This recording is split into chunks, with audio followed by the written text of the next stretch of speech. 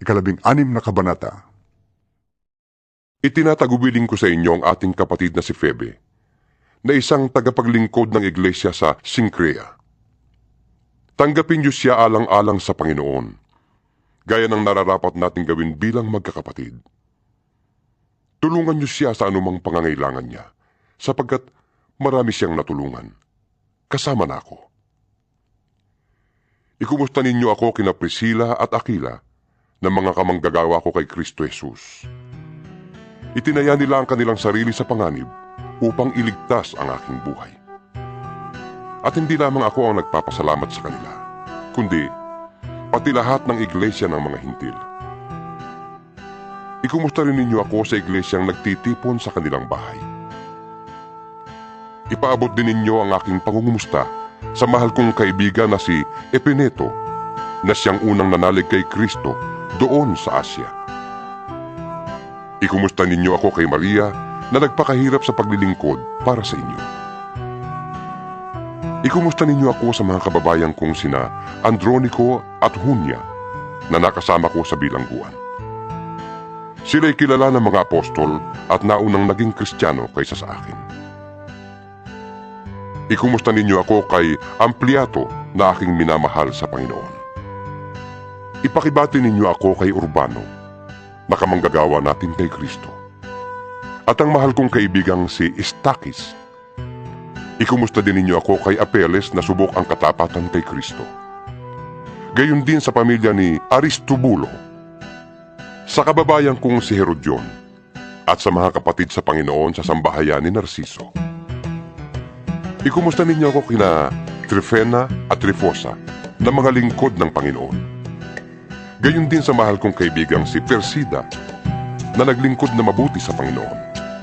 Ibati ninyo ako kay Rufo na magiting na lingkod ng Panginoon at sa kanyang ina na para ko na ring ina. Ikumusta rin ninyo ako kina Asincrito, Flegonte, Hermes, Patrobas, Hermas at sa mga kapatid na kasama nila. Ibati ninyo ako kina Filologo, Julia, Nereo at sa kanyang kapatid na babae. Gayon din kay Olimpas at sa lahat ng kapatid na kasama nila. Magbatian kayo bilang magkakapatid. Binabati kayo ng lahat ng mga iglesia ni Kristo. Nakikiusap ako sa inyo mga kapatid.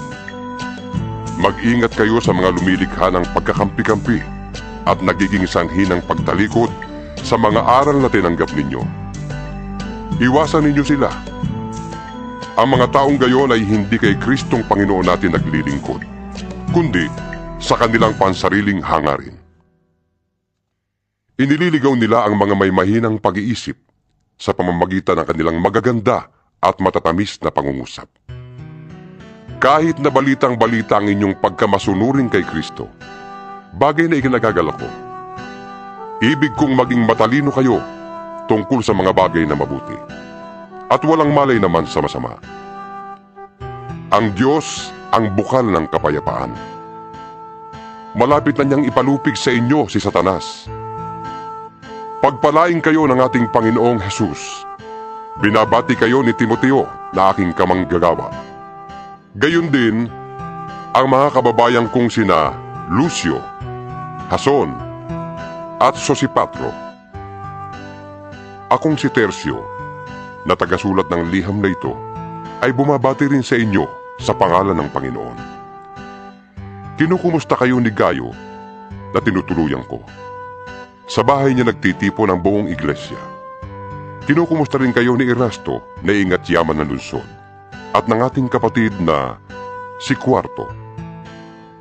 Purihin nawa ang Diyos na makapagpapatibay sa inyo sa pamamagitan ng magandang balita tungkol kay Hesukristo na ipinapangaral ko.